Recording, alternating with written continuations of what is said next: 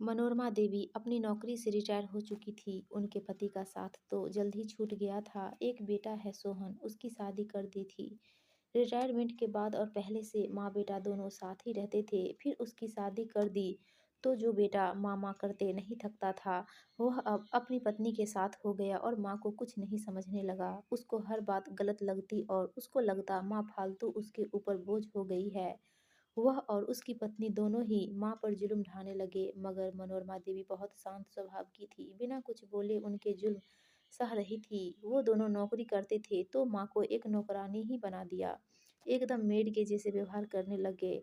यहाँ तक कि धूप में सब्जी लाना, पैदल जाकर सारे बिल जमा कराना, फिर घर के सब काम करना, काम ना करे तो उनसे मगजमारी करना, यह सब उनकी रोज़िंदा ज़िंदगी में शामिल हो गया था। वे इतनी परेशान हो गई कि उनको कुछ समझ में नहीं आ रहा था। ऐसे में 1-2 दिन उन्होंने खाना भी नहीं खाया। एक दिन धूप में बिल जमा कराने गई, वहाँ उनको लाइन में खड़े हुए काफ़ी समय हो गया था, इसलिए उन्हें चक्कर आ गए। वे गिर गई और बेहोश हो गई।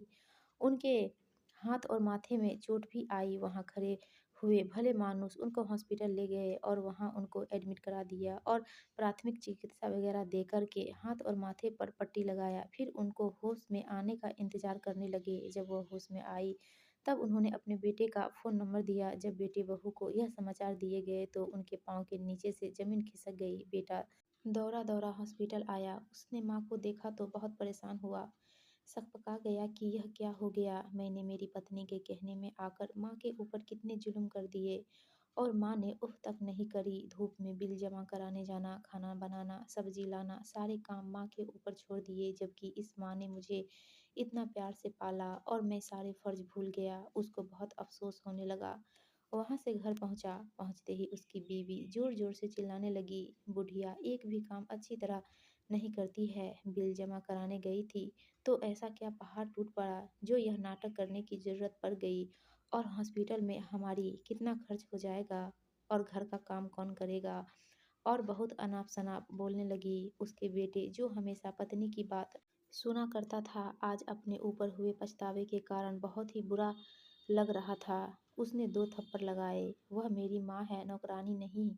मैं तुम्हारी बातों में आ गया था इसलिए मैंने ऐसा करा, तुम्हारा साथ दिया, मगर अब नहीं चलेगा। तुम्हारा काम खुद तुम्हें ही करना पड़ेगा या नौकर रखो और बिल सब ऑनलाइन जमा कराओ। मैं यह चाहता हूँ कि माँ जब घर आए तो तुम उनकी खूब सेवा करो और छुट्टी लेकर के घर पर रहो।"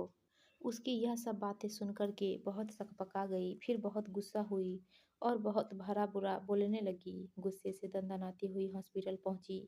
वहाँ पर मनोरमा देवी को देखने उनके फ्रेंड्स और रिश्तेदार आई हुई थी। उनके सामने ही बहुत बुरा-बुरा बोलने लग गई कि तुम कामचोर हो, इसलिए तुम यहाँ पर हो और नाटक कर रही हो। तुमको कुछ नहीं हुआ है, तुम सिर्फ़ मुझे बुरा बनाना चाहती हो, इसलिए यह सब नाटक कर रही हो। बहुत कुछ भला-बुरा बोलने लगी। उसकी फ्रेंड उसका मुँह देखती ही रह गई। उनको लगा मनोरमा देवी ने तो अपने मुँह से कभी अपनी बहू की और बेटे की बुराई नहीं करी। असलियत यह है, जब वह बोल कर के चली गई, तब उनकी फ्रेंड्स ने उनको समझाया कि इन लोगों के मन में तुम्हारे लिए बिल्कुल इज़्ज़त नहीं है। घर तो तुम्हारा है, जो तुम उनके नाम पर कराना चाह रही थी। इनको बोल दो किराए का मकान लेकर रहे और तुम शांति से अकेले रहो और कुछ काम करो तो मन लगा रहेगा, कुछ समाज सेवा का काम करो। और वे चली गई। मनोरमा देवी अकेली पड़ी सोच में डूब गई। क्या करूँ? ऐसे ज़िंदगी बसर हो सकती है? सही है, यहाँ मैं तो नौकरानी ही बनकर रह गई हूँ। और उन्होंने एक कड़क फैसला लिया। हॉस्पिटल से छुट्टी होके घर गई और बेटे बहू को बुलाकर फैसला सुना दिया, तुम 1 सप्ताह के अंदर किराए का मकान ले लो और मेरा मकान खाली करो और जो मकान ना मिले तो होटल में जाकर रहो, मगर 1 सप्ताह के अंदर यह मकान खाली चाहिए। दोनों बहुत रोए, गिड़गिड़ाए, मगर मनोरमा देवी अपने फैसले पर अटल थी। फिर उन्होंने उनको इमोशनली ब्लैकमेल करने की कोशिश करी। लोग क्या कहेंगे? तेरा एक ही बेटा है, तूने उसको भी घर से निकाल दिया। तू कितनी बुरी माँ है। मनोरमा देवी बोली, मैंने आज तक किसी को बाहर एक शब्द भी नहीं बोला और तुम्हारे अत्याचार सहन करती रही। मैं कमज़ोर नहीं थी, मगर मैंने सोचा घर की बात घर में रहे। मगर तुम्हारी बीवी ने हॉस्पिटल में आकर जो हंगामा किया है, उससे सबको पता लग गया कि कि कौन कितना बुरा है और अब मेरे ऊपर तुम्हारी बातों का कोई असर नहीं होगा। पानी सर से गुजर गया है, तुमको मकान अलग लेना ही पड़ेगा। अगर व्यवहार अच्छा रहेगा तो महीने में 1-2 बार मिल लेंगे और नहीं तो तुम तुम्हारे रास्ते और मैं मेरे रास्ते। मुझे जो करना होगा वह करूँगी। 4-5 दिन बाद बेटा बहू होटल में रहने चले गए। फिर उन्होंने किराए का मकान ले लिया होगा।